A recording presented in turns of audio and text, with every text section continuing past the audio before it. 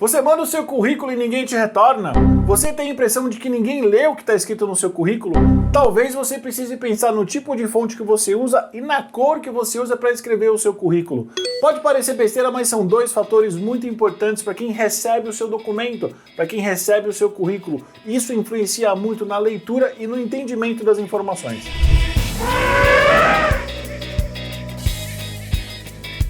Olá, caçadores de emprego, tudo bem com vocês? No vídeo dessa semana eu vou trazer para vocês quais são as melhores fontes para se usar na redação de um currículo e qual a melhor cor para se usar. Parece um tema bobo, parece um tema simples que todo mundo já sabe, mas não é bem assim. Eu ainda continuo recebendo muitos currículos com excelente conteúdo que eu simplesmente não consigo entender o que está escrito.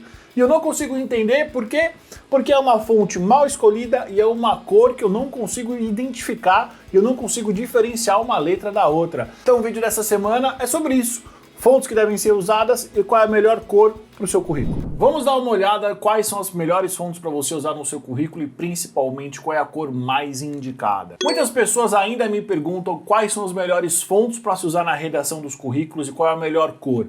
Por que é importante pensar nisso? Muito simples, para a pessoa que receber o seu currículo, seja ele impresso, seja ele digital, que ele consiga entender, que ele consiga ter legibilidade e leiturabilidade. Eu vou explicar o que são essas duas coisas, mas basicamente isso tem a ver com entendimento e com assimilação daquilo que está escrito. Legibilidade. Legibilidade é a capacidade de diferenciar uma letra da outra. E o que influencia na legibilidade? O tipo de cor, a fonte das letras com serifa, sem serifa, cursiva e etc. E o espaçamento entre as letras. Vamos dar uma olhada no exemplo que eu fiz para vocês. Eu coloquei aqui 6 exemplos, são a mesma frase, exatamente a mesma coisa que está escrito, com fontes de letras diferentes e com cores diferentes. Dá uma olhada e responde para mim sinceramente. De 1 a 6, qual é a fonte, a frase que está escrita que você consegue ler e entender rapidamente? Bateu o olho e entendeu. Com certeza é a frase 6, não é? Por quê?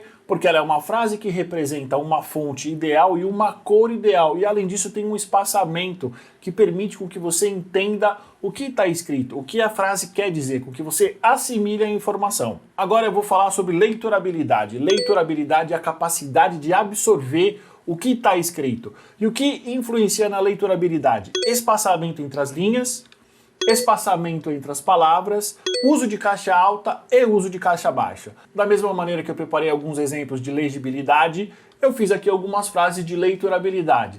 Dá uma olhada nessas 4 frases e fala para mim qual é a mais fácil, aquela que você bateu o olho e você entendeu o que está escrito, que você absorveu a informação que a escrita quer passar. De novo, com certeza, a última frase, frase número 4. O que está escrito? Olá, meu nome é Eduardo Saig. Esse é um vídeo para ajudar você a entender a importância de pensar nas fontes de letras do seu currículo.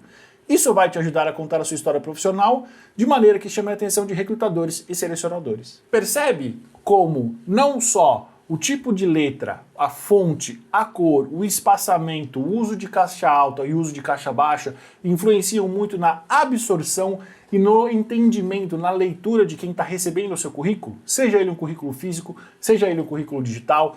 É por isso que esse tipo de conceito que eu estou trazendo para vocês nesse vídeo é importante. Mas quais são as fontes que você tem à disposição? A primeira delas são as fontes serifadas, que são fontes muito antigas, que remetem ao Império Romano ou até mais antigas. E o que são serifas? As serifas são essas continuações que cada uma das letras tem quando a gente fala de fonte serifada. Alguns estudos dizem que as fontes serifadas surgiram porque, como elas eram escritas na pedra e com o passar do tempo ia juntando poeira, o que os romanos faziam? Eles faziam essa continuação em cada uma das fontes para a pessoa que fosse ler, ela entendesse o que estava escrito. Porque se eles não fizessem essas mini continuaçõezinhas, iria juntar poeira e muitas vezes as pessoas não iam entender o que estava escrito com o passar dos anos. Então aqui, fontes serifadas famosas, Times New Roman, Georgia e Courier. Novamente, o que são serifas? São essas continuaçõezinhas que nós temos em cada uma das extremidades de cada letra. E o que são as fontes sem serifa? As mais famosas, Arial, Calibri e Helvética. Você pode ver que as fontes sem serifa, elas não têm as continuações que as fontes serifadas têm em cada uma das letras. Então, com o passar do tempo, acaba ficando mais fácil da gente identificar as fontes serifadas das não serifadas. Vamos dar uma olhada aqui? Na parte de cima a gente tem uma fonte serifada e na parte de baixo uma fonte não serifada.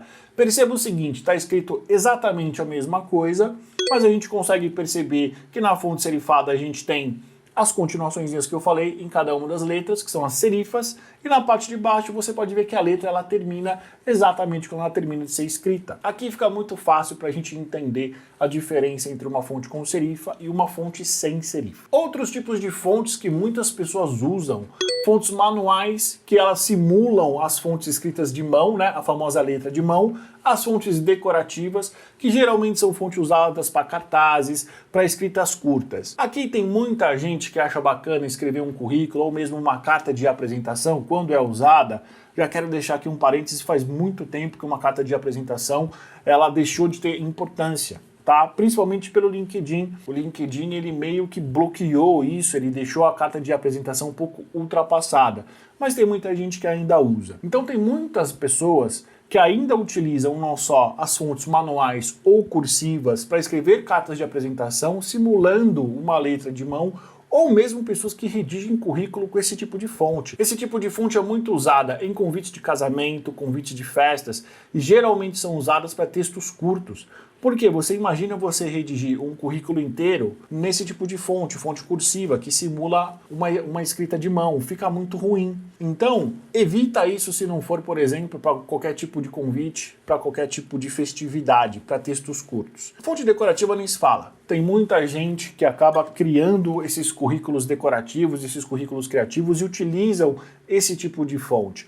A grande questão é o seguinte, geralmente são fontes muito grandes, você precisa ter um tamanho muito grande para ter leitorabilidade e legibilidade e acaba confundindo muitas vezes o leitor. Então eu, como recrutador, quando eu recebo esse tipo de currículo, eu não consigo entender o que está escrito. E é muito comum, quando o perfil faz sentido para uma posição que eu estou conduzindo, eu mando um e-mail para o candidato pedindo para que ele faça novamente um currículo usando uma fonte sem serifa, de preferência Arial, Helvética ou Calibri. Eu preparei esse exemplo aqui, peguei esse currículo do Canva, totalmente gratuito, provavelmente a Carla Moura não existe, e eu decidi fazer esse exemplo para vocês, para que vocês vejam, por exemplo, quais são as vantagens de você usar uma fonte sem serifa no teu currículo, respeitando as melhores práticas que eu estou trazendo para você. Perceba uma coisa, é o mesmo currículo. A primeira coisa que a gente vê aqui, um currículo sem foto. Já falei sobre foto no currículo, tem um vídeo aqui explicando sobre isso, quais são as melhores práticas para o seu currículo. Aliás, eu fiz esse vídeo e fiz um outro vídeo também, uma parte número 2, que também está aqui. Dá uma olhada, melhores práticas, erros básicos que você deve evitar no teu currículo. Para quê? Para que o recrutador e o selecionador, antes de mais nada, ele entenda o que está escrito, ele reconheça a sua história profissional e ele ache isso interessante. A maioria dos recrutadores, ele pode não estar te chamando porque o seu currículo pode simplesmente estar mal redigido. Você não consegue trazer com clareza a tua história profissional. Voltando aqui para o nosso exemplo, dá uma olhada. O currículo que tem a fotinho é o currículo original, que eu tirei do Canva, totalmente de graça, e o outro currículo que não tem a foto são só as informações.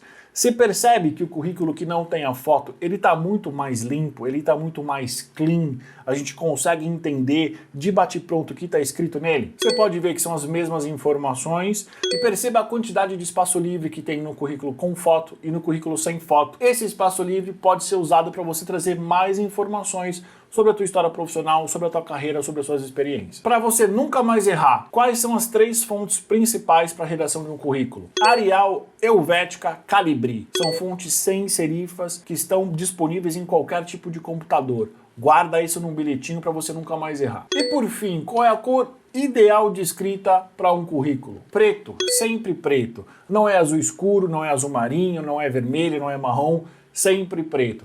E por que você deve sempre escolher a cor preta? Por um motivo técnico, prático, muito simples. Muitos recrutadores ainda imprimem um currículo para apresentar para os clientes internos, para entrevistar o candidato presencialmente. E muitas vezes a tinta da impressora está acabando. E qual é a última cor que acaba?